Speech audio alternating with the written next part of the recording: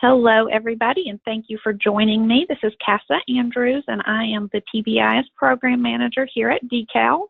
And we are here today to do a brief introduction and overview of our demonstration site project.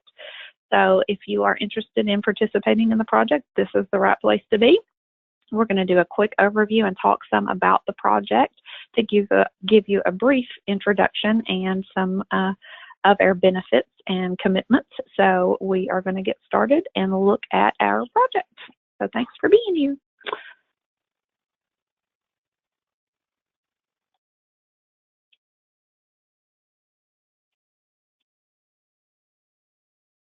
Well, there it goes. Okay. So we are aware, DeKalb is aware that there's a persistent issue with challenging behaviors happening across our programs and quite frankly across the nation. So we want to help to address that. We are aware that 10 to 30% of preschoolers aren't behaviorally and emotionally ready to be successful in school. We're also aware that early problem behavior is predictive of future challenges and that a lot of early childhood educators feel unprepared to address challenging behavior. So we as an agency have developed Georgia Seeds for Success, which stands for Social Emotional Early Development Strategies for Success. And we have a state leadership team that is leading this work. And our vision for the children of Georgia is that all young children in Georgia, we would like them to have a strong social and emotional foundation for lifelong learning and enhanced academic success that are strengthened throughout a network of professionals, families, and community members. So we have developed this project in an effort to address some of the issues that we know are going on across our early childhood settings. We know through lots of research and work that has been done that children who are social and emotionally competent have more positive attitudes about school. They are more socially accepted. They approach learning tasks with greater attention and motivation, and they persist through challenges and are less likely to have challenging behaviors. We also know that children who are, again, socially and emotionally competent are more ready for school and have more academic success. So that's why we as an agency and as a state have decided to look very hard at social and emotional development and how we can help to increase social and emotional competence and decrease challenging behaviors. So again, we as a state have decided to respond to the issues that we know are prevalent across the state and across the nation. So the Georgia Department of Education began to implement PBIS in 2008 because they wanted to respond to the high rates of suspension and expulsion and disproportionality. Since they started implementing in 2008, they have trained more than 650 school and program teams. They have also implemented PBIS, K-12 PBIS, across more than 20% of the school systems in Georgia. They have also released the School Climate Star ratings that started in 2014-2015, and PBIS implementation sites through their project get increased scores and increased ratings through that system. Here at DeKalb, we also wanted to address this issue, so we have reallocated a lot of our resources and staff to target specific evidence-based practices to support social emotional skills.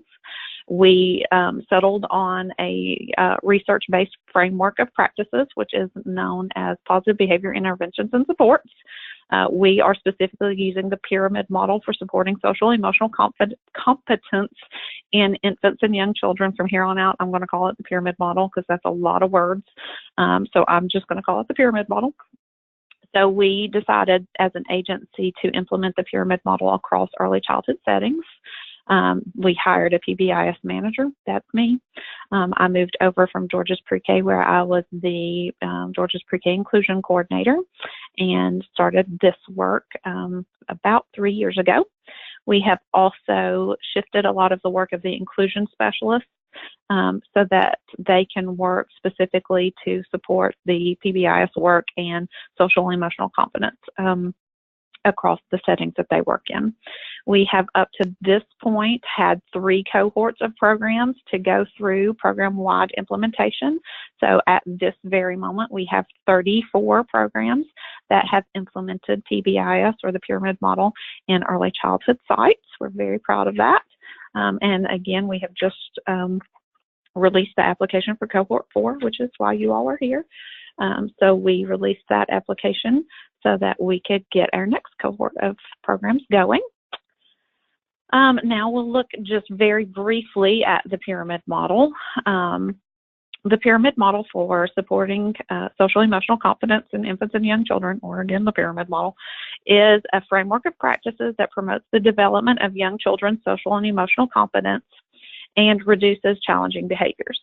Each of the 3 tiers provide an increasing level of support, to beginning with promoting positive social and emotional competence of all children, preventing challenging behaviors with targeted supports for some children, that's that green level, and at the very top of the pyramid, providing intensive interventions for just a few children. We'll look a little more at each of those tiers. You'll notice that the bottom of the pyramid, the foundation of the pyramid, is effective workforce. So in order for the pyramid model implementation to be successful, we must build it on the foundation of an effective workforce. That's why it's the foundation. This means that classrooms are staffed with teachers who are prepared and understand strategies to support children's social and emotional development. We also would want there to be the support of school administrators. That's an essential part of implementation to ensure that all systems and policies to promote and sustain the use of the evidence-based practices are put into place. So that is the foundation. We have to have the effective workforce and the support of our administrators so that we can give the kids the support that they need. The very first tier of the pyramid is the promotion tier, or the universal tier. That includes nurturing and responsive relationships and high-quality supportive environments. So that first tier of the pyramid focuses on promotion or universal practices. So these are practices that are good for all children. Relationships form the foundation of all of the other practices and are critical to all of the learning that takes place within an early childhood program, and quite frankly through any program. And also well-designed environments support children's appropriate behaviors and make it less likely for children to engage in challenging behaviors. So when we have those nurturing and responsive relationships and high-quality environments, we're really aiming for the inclusion and the engagement of all children within the classroom. So these are things that we're going to put in place to support all of the children in the classroom and to support the engagement of all of the children in the classroom so that they can be engaged, they can increase their social and emotional skills, and then decrease any challenging behaviors that they might have. The second tier of the pyramid is that prevention tier. So this tier emphasizes implementing targeted social and emotional supports that help to prevent challenging behaviors. And I'm getting a call. That's great. These strategies include systematic approaches to teaching social emotional skills like emotional literacy, emotional regulation, problem solving, and friendship skills. So in my opinion, this tier is includes things that are good for all kids. So we're going to want to teach all children social and emotional literacy, emotional regulation. All children need to know problem solving and friendship skills, but some children need more support in those areas. So these are things that we might put in place to help all of the kids develop their skills, but we might need to focus just a little bit on some students to give them the support that they might need to be successful.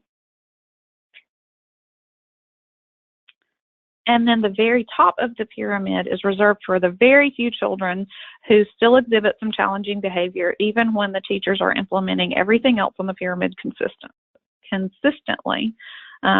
The staff have positive relationships with the children. The classroom's been arranged carefully to promote appropriate behavior, and there are still systems approaches to teaching social and emotional skills, but some children might still have some persistent challenging behaviors and might need more intensive supports put in place.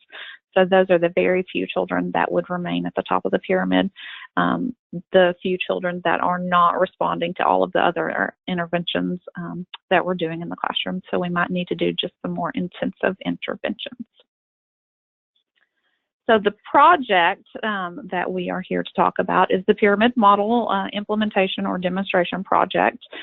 This is a project that supports teams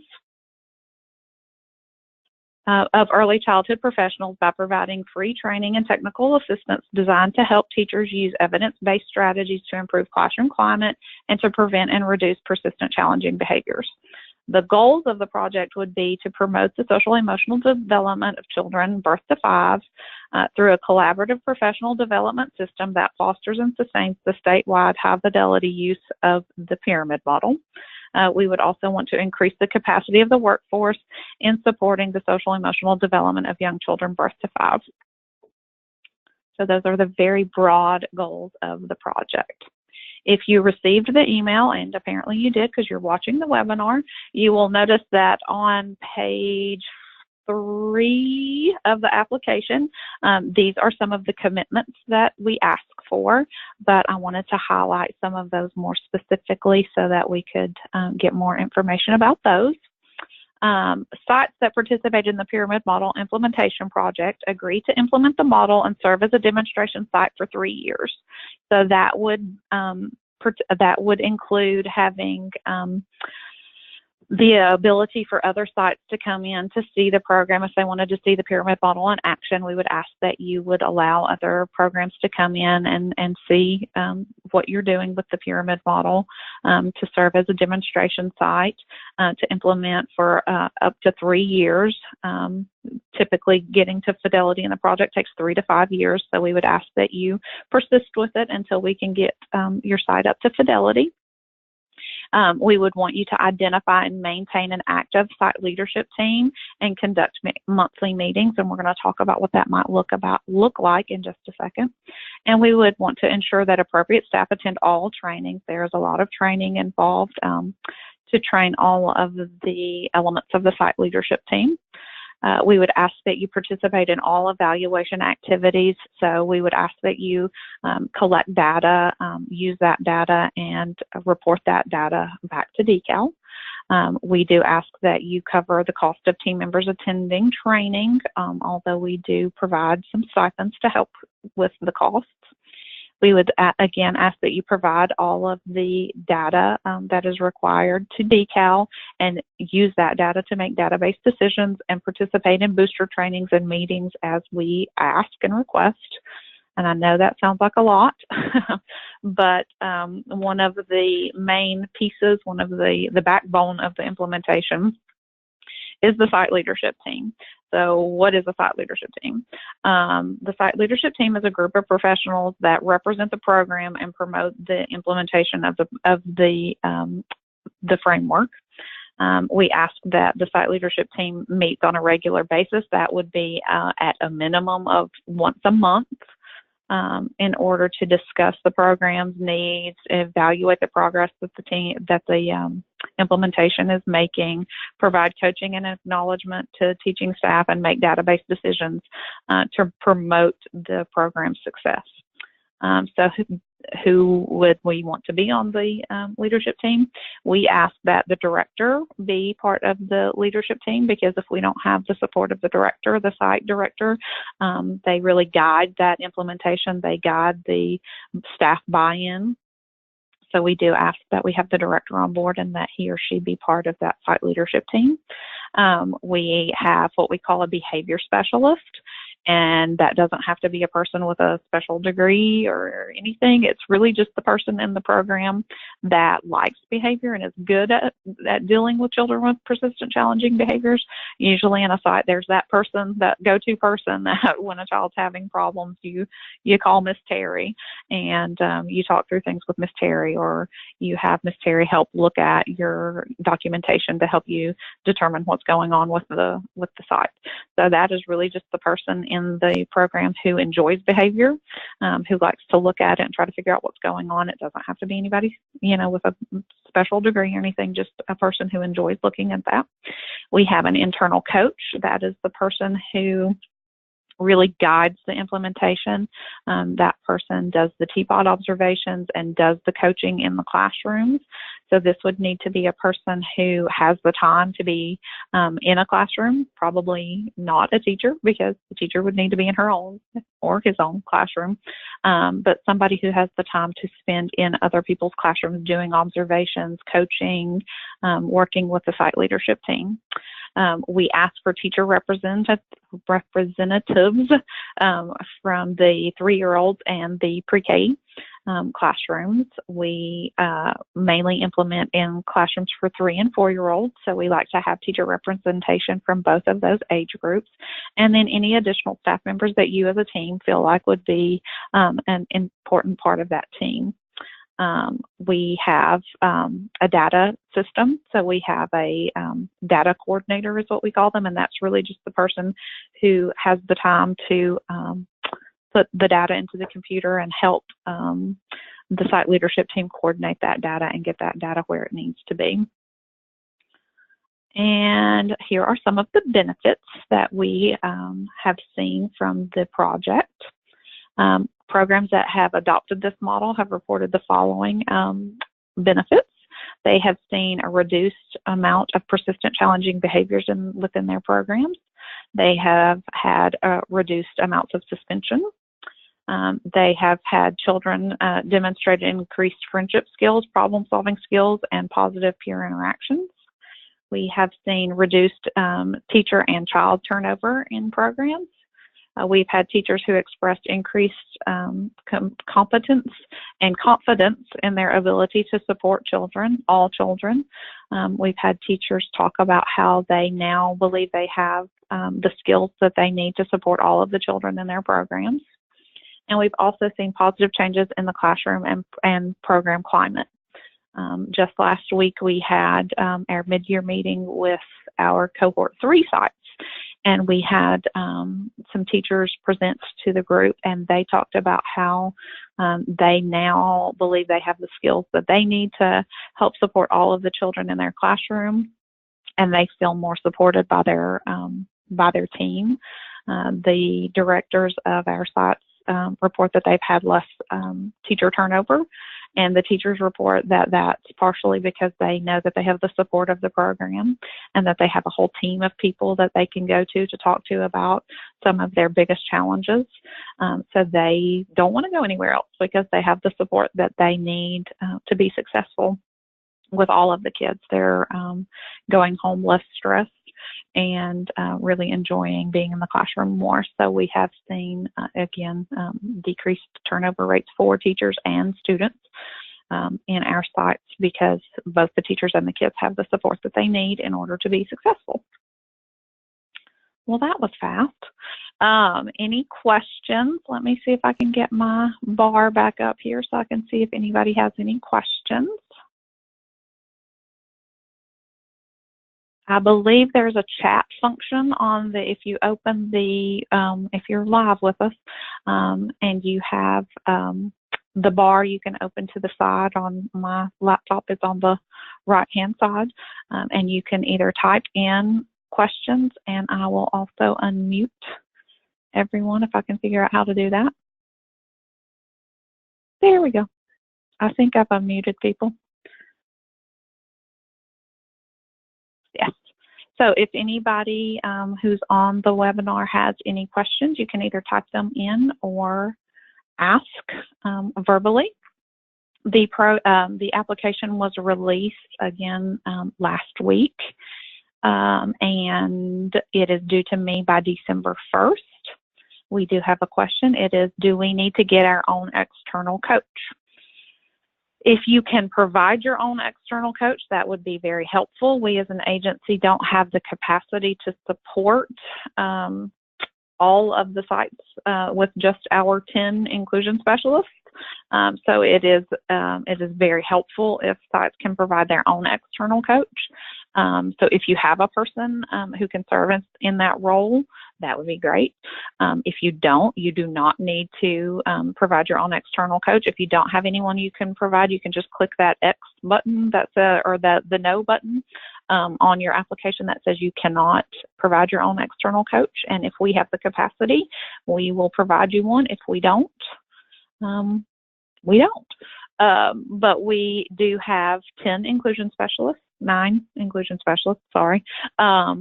that will be used to serve in that role of external coach to some programs. But again, we only have 9 of them, so we don't have the capacity for them to be everywhere, but we will choose certain programs who cannot provide their own external coach, and the inclusion specialist in that area will serve as their external coach.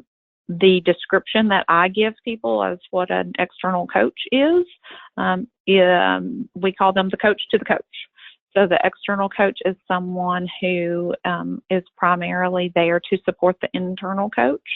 So they might provide some modeling, they might help with the implementation of the site leadership teams by talking through the site leadership team meeting with the internal coach to help set up an agenda, but their role is primarily to support that internal coach. So they are typically someone that is not assigned specifically to that site. That's why they're an external coach. They're somebody who's external to that site, where the internal coach is somebody who is there every day and helps to support the site daily. We ask that the internal coach, again, be the person who goes into the classroom and support the teapot observation. That's the teaching pyramid observation tool. That's the observation tool that we use to guide the coaching. So that is the person who goes in to do those assessments and to help with the coaching and guides the whole implementation.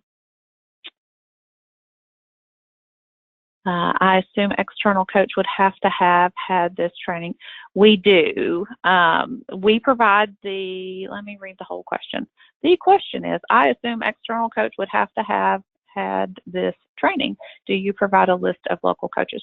We would train the external coach. So if the external coach is not teapot trained, is not practice-based coaching trained, we would train them. So a lot of times the external coach is being trained alongside the programs. Well, that's why we're starting earlier this year, because we want to give our internal and external coaches some additional support.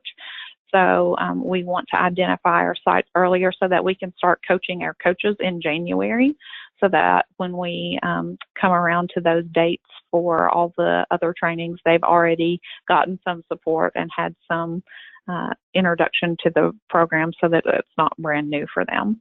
So we do not provide a list of local coaches. If you are assigned an inclusion specialist, they have primarily been trained, but most sites that provide their own external coach, that person is typically with some of our chains. So far in the project, we have some chains that have participated. We have KinderCare, Child Care Network, Sheltering Arms, and some Easter Seals sites, and they provide their own external coach.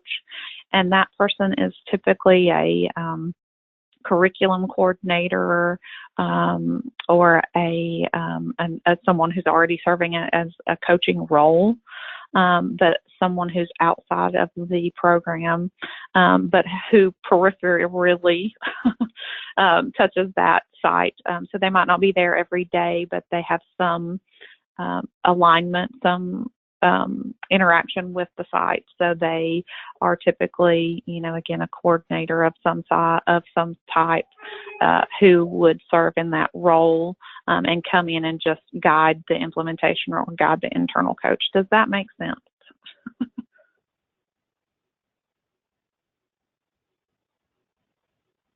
Can your behavior specialist also be the pre-K teacher? Absolutely. The behavior specialist is usually a teacher, or a lot of times it's the administrator, because a lot of times in a program, the administrator is the person who's been dealing with persistent challenging behaviors. So typically in our sites, it is, again, like a director or assistant director. It can be a behavior specialist. The behavior specialist can be a teacher, because a lot of times that's the person who really likes that kind of stuff. You just have to make sure that that person has the time to support the rest of the people in the program who might have questions. So it might be somebody who has the ability to meet with people during nap time. A lot of our site leadership team meetings happen either directly after school or during nap time, so that the teachers can come out of the program. But yes, it is often a teacher, because a lot of times our teachers are those people who really like to deal with challenging behaviors. It just has to be a person who has the time to support the other teachers in the program who might have children with challenging behaviors. So they would need to have the time to look at their data. We have a data system called the Behavior Incident Report. It is a sheet that is designed to be completed by the teacher and or assistant in less than 30 seconds. So it's great. I wish I had it when I was in the classroom. But it is designed to be done really quickly and to give a really clear picture of what the behavior is.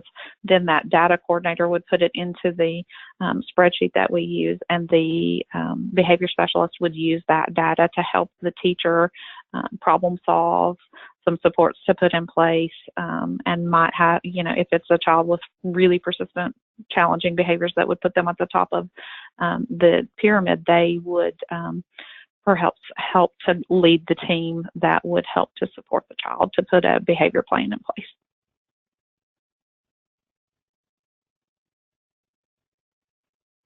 Any other questions?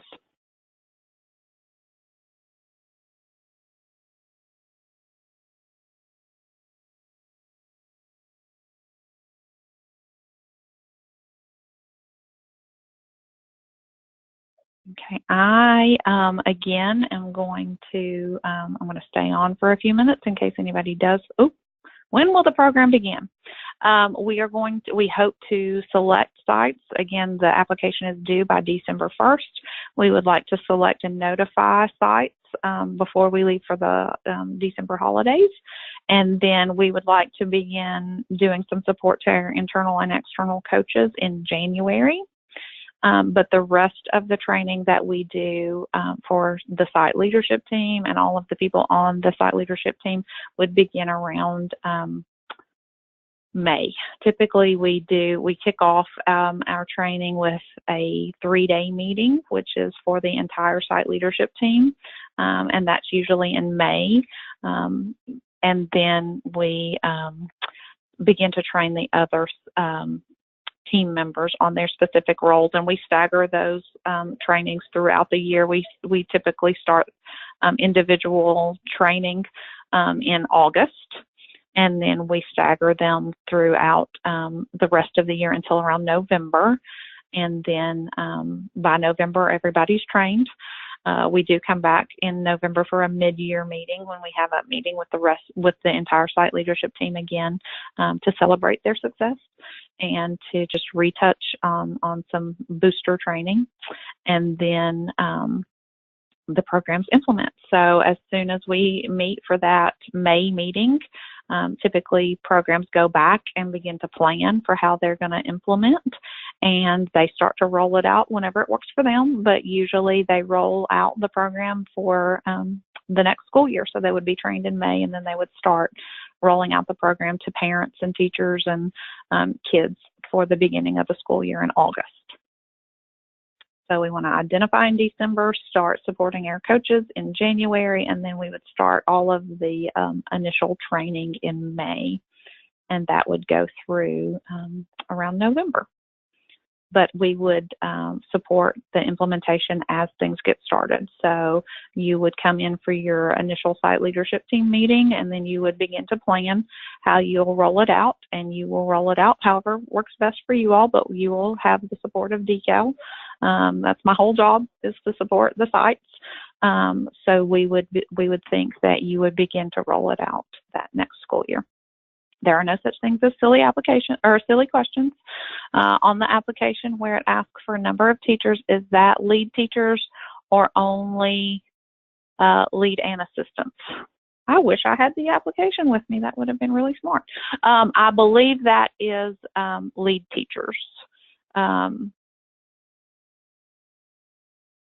But I honestly, hold on, I'm going to go look at it. Hold on just for a second. I'm going to pause the screen.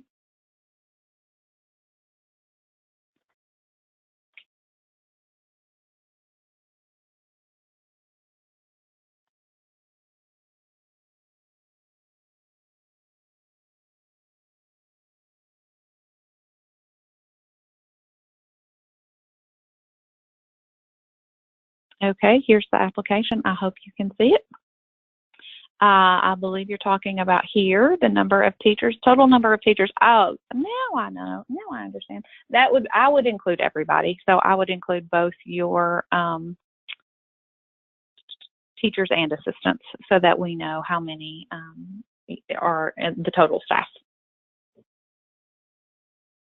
So yes, I would include both teachers and assistants there. Did I miss a question?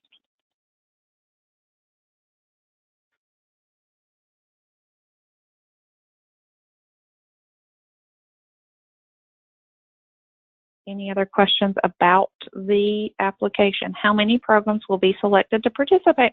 We don't know. We will have at least one site per inclusion specialist, so at least 10. It will kind of depend upon, how many applications we get. We currently have 21 sites in our cohort 3 cohort. So we would like to have at least that many, if not more. We're trying to scale up and get the program out there to as many people as possible. So I would like to have 24 or so, but that will depend on a couple of factors. But we would at least like to have as many, if not more, as we have right now. And right now we have 21.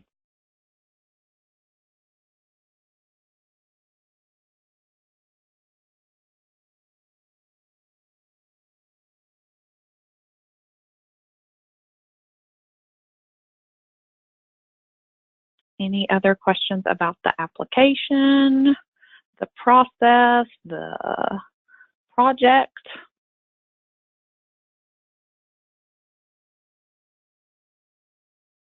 I will hang out here as long as you all want to.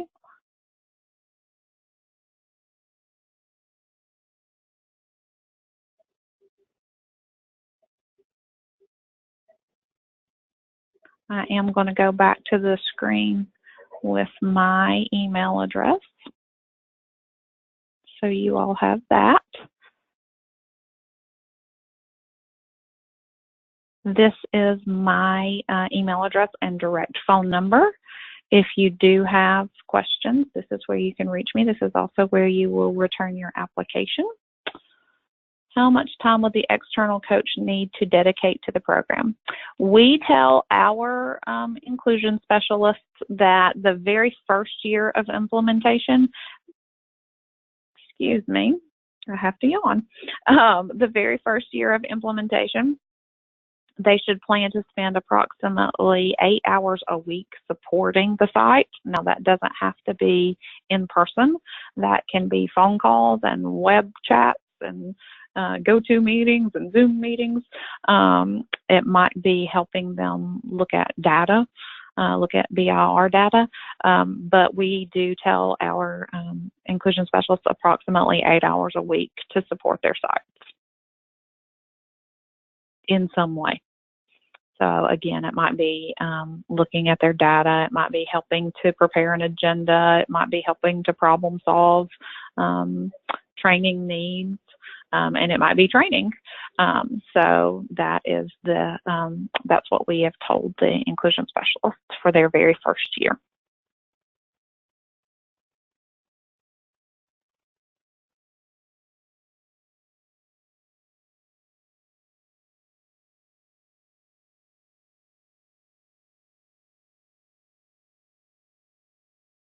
You're welcome. If you think of any other questions or anything that you need as you're thinking about your site leadership team or what it might look like or what you might need, feel free to give me a call. I'm going to be at NACE this week, but I will call you back as soon as I can if I can't step out of a session. I am here. That's my whole job again, and I will do anything I can to support you all or help you problem solve through anything. So just contact me with any questions that you might have. And I'll be hanging out here as long as you all need me. But if you're finished, you can go.